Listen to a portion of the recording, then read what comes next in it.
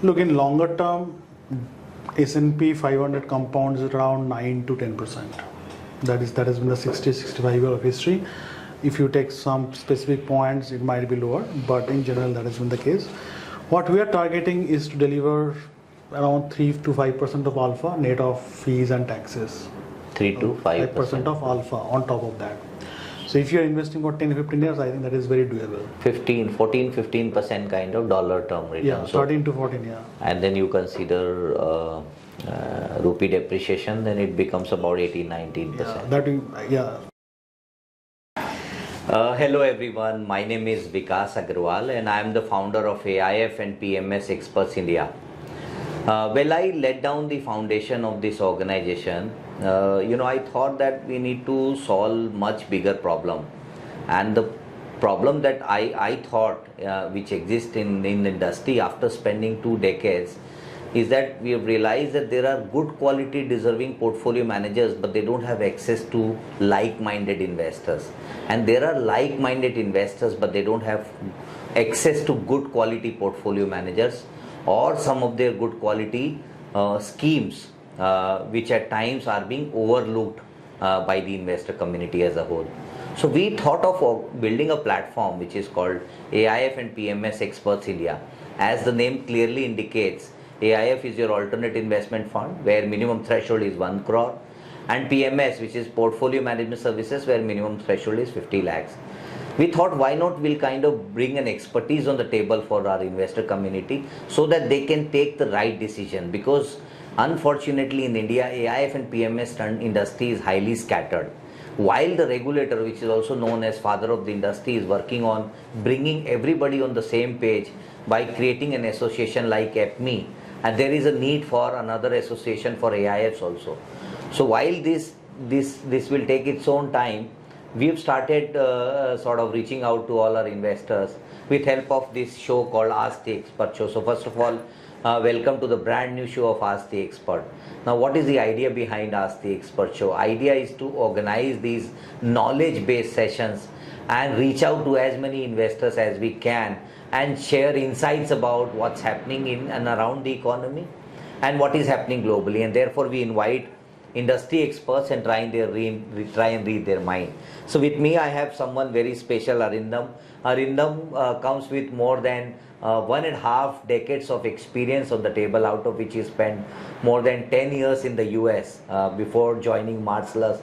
He is the fund manager for GCP, which is a global consistent compounder. So Marcellus as an organization started in 2017. So as 2018 was the time when they got the license and they launched their first scheme called Consistent Compounder, which is investing in companies which are growing consistently. That's on the domestic side. At the same time, they were also building up their investment capabilities in terms of managing the global markets and also identifying the high quality companies globally which has a track record of delivering consistent returns over the period of time. To do that.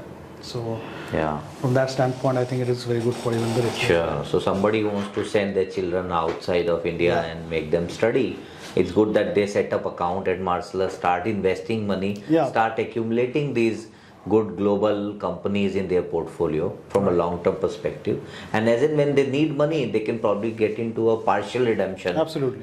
Book some profits and then fund their children's education. Wonderful thought. As in, there are a lot of investors, they keep asking us these sort of solutions. So I think in a way it is solving one of the biggest problem. The other thing is that talk to us about now the performance of last 2 years.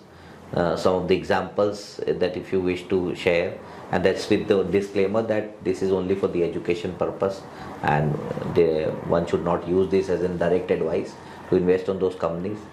And third, where do you see going ahead in terms of performance? 3 questions. Right, so 2 years, we completed 2 years, right? So our post fee, so we're actually lucky in terms of the launch. So we launched it in October 2022.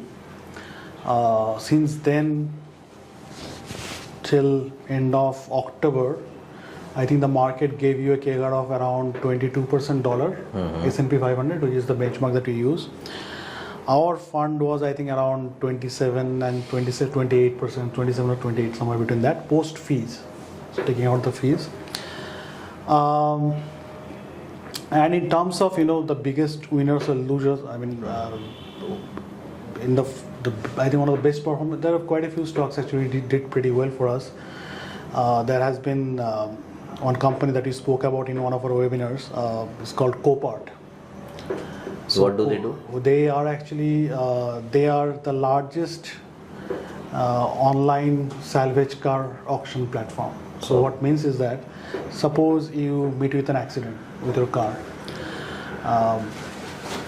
The insurance company, you check with the insurance company, they'll come to you and they will decide, whether I total that car, right? I just send it to scrapyard, or I give you money to repair it, right? So what happened over time is that the cars have become so complicated, and the number of garages, if you look around, I mean, the number of garages has actually shrunk massively. So the cost of repairing a car has gone up massively. So more and more cars get totaled across the globe. And Copart, as I said, it is the largest online salvage car auction company, the massive market share. They're kind of, I would say, the pioneer in doing that. And if you think about this industry, what do you need? You need a physical space to store the cars, right? You cannot leave it on the road, right? And what Copart, when they started building this business in 1980s, they started buying many scrapyards near the big cities. And over time, those scrapyards became, very strategic. Because if you think about it, this is something that you need. It is a must. You should have a scrapyard because you produce so much of junk. But that is something that you do not want near our house. So it's that kind of. It is like a landfill. You want landfill is mandatory. Without that, you can't survive. But you do not want a landfill just next to your house. So once you have this scrapyard, they become strategic because there is no one. Second one is very hard for them to come in and build a scrapyard. So as US grew, all the scrapyards that Copart owned, that become very valuable, right? So you have these cars which are totaled, and you have built a network through their online platform where you have buyers from across the world. And who are the buyers? The buyers are basically the guys who are recycling those parts, right? If you think about it, the price of a car is actually much lower than the sum of the parts of the car. If you take out all the parts and sell them outside, or if you suppose you want to construct a car, you want to buy every part and you want to build it, that will cost you much more than buying the entire car. Yeah, obviously the sizing and the bulking matter. Sizing, and also every part is sold, like there's a gross margin attached to it. So there are a lot of recyclers who basically use that, the total car parts which are usable to repair cars in other continents, even in US or even outside of the US. It's a huge demand for this kind of spare parts, and as I said, this is an industry which is not, that kind of always on the headlines or something like that. But these guys these are practically 100 baggers over the last 20-25 years. In fact, if you look at S&P 500, the top 25-30 stocks in terms of return, Copart is actually one of them. So you'll find actually quite a few this kind of companies. We like them because they're always flying under radar. Now Copart is not particularly cheap in terms of valuation now, but you definitely find many other companies which are which you do not know, but they have actually been massive winners. What about these FANG companies? Do you participate in? So look, I mean, as I said, we definitely can participate as long as we see that we do not have any other better opportunities. So when we started the fund, we felt that we have better opportunities. We are wrong in few cases. As I said, NVIDIA was a classic example. We looked into it, spent a lot of time, but we couldn't actually see through the fact that the AI uptake will be so huge. And every time we looked at it, we felt the valuation is probably going out of hand, but eventually we proved wrong because they actually delivered numbers to do it. So there has been some hits and misses. As I said, there's nothing for and against it, but the point is that we are trying to do bottom up, and what we're trying to figure out is that the companies that can grow at mid-teens CAGR in dollar, that's where we're going to invest. If the FANGs are reasonably cheap, we see the risks are not that high, and they can deliver those numbers, then why not? In fact, we have pretty big positions in Amazon and Microsoft. What about some lifestyle companies like Ferragamo or maybe Gucci or So Hermes? it's a good point actually. Yeah. So we like the luxury thing. There's a Yeah, globally they command so- premium and the margins are very high. Absolutely. And if you think about the K-shaped recovery that you talk about, that's the globe, that richer getting richer, poor getting poorer. Yeah, Luxury as a theme is actually a perfect place to play that. right. So in fact, another thing is that if you look at the number of dollar millionaires, right, with net worth more than $1 million, that cohort, the number of that is growing at 6-7% CAGR. And if you think about the population growth, that is 1 to 2% CAGR, right? So it's a massive tailwind. Yeah. And at the same time, the guys who are actually buying them, they don't care about pricing that much, True. right? It is not कि आप कहीं पे जाके Same thing is happening in India also. Absolutely, it is everywhere. Across the globe. Right, so if you are looking for a Thor rocks, I think today it is like a 2-year waiting period, and if someone says that I'll probably pay you 2 lakhs more, Yeah. they'll be happy to pay and get Right. it to some Mahindra extent, Thar, right? Mahindra Thor rocks, Yeah, yeah. So the point is, so you get a very easy earnings algorithm CAGR of around 12-13% when you have this kind of tailwind. But having said that, we cannot put everything in one cohort. Yeah. So you have a different buckets. So, for example, LVMH and armies, they're actually very different. Even though people, like we definitely put them in the same bucket, luxury, but they are not. Armies is kind of a monopoly in their segment. Okay.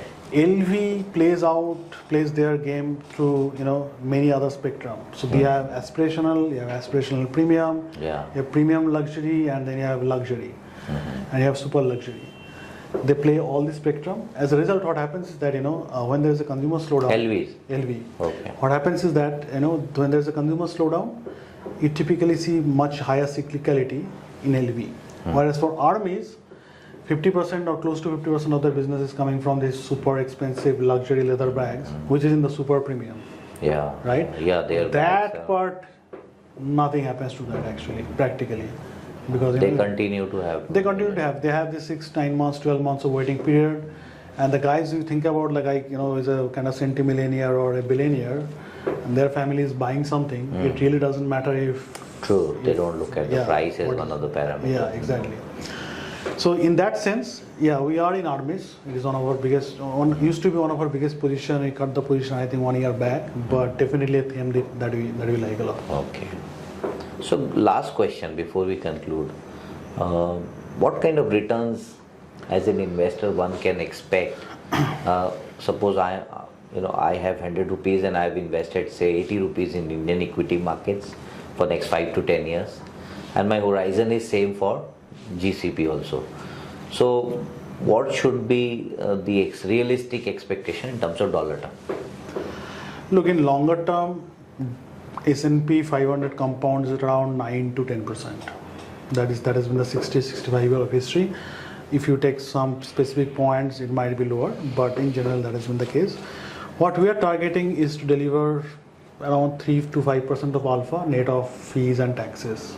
3 to 5%. of alpha on top of that. So if you are investing for 10-15 years, I think that is very doable. 15% kind of dollar term return. Yeah, 13 to 14, yeah. And then you consider rupee depreciation, then it becomes about 18-19%. Probably 16, 17, something like that. Provided you book the money here, take it back in rupee. Right. Through LRS. Yes. Okay. Yes. That's also a good number. I mean, Look, in longer term, if you think about what Nifty has delivered, 12% CAGR, Right. longer 30 years. You can look back last 3 years, 2 years, that those numbers seems like, what you're saying about, but that is the... No, but when you compare 30 to 30, what is the difference between S&P 500 and... the return CAGR? yeah. I think it is, Nifty is probably 11 in dollar, S&P is probably 12 and a half in last 30 years. Sure. So very similar, not much of difference. And to my mind, globally, I think US and India only the poised to Absolutely. have these sort of Yeah. returns, for next 20, 30 years. Clearly, I mean, Right. I don't see any other country coming on. And the fun thing is that they are very less correlated. Yeah. That is the best part. In fact, I was surprised when I looked at the data. We looked at the correlation among major equity indices, and S&P and India, they have one of the lowest correlation among major equity indices. So it was like, basically you are getting the least correlation among the best performing stock markets, which is kind of a free lunch for you. You diversify, enjoy. That's maybe perhaps one of the reasons that maybe the FPI's overall allocation to Indian emerging market percent within emerging India continues to be on the lower end. Yeah. Maybe that is one of the reasons why the correlation is maybe quite possible. Yeah, but the events that drive returns, that also are different to some extent. Right. Yeah. You have demonetization, you have ILFS, there you have different kind of crises. Correct. Right. So they don't, unless it is a GFC or a COVID, the nature of the crises are actually very different. Yeah, well said. Yeah. All right, so with that, we'd like to conclude the session here. I hope all of you really like the session. In case you wish to know anything more about this strategy, please feel free to reach out to us. You can visit aifpms.com. You can book a call with an expert out there, and in case you wish to speak to Arindam, do not hesitate. Please feel to reach out to us, and we'll kind of line up your call with Arindam and get onto the call and speak to you. With that, thank you so much. Once again, thank you for giving us patient hearing. I hope you like the session. Thank you. Thank you.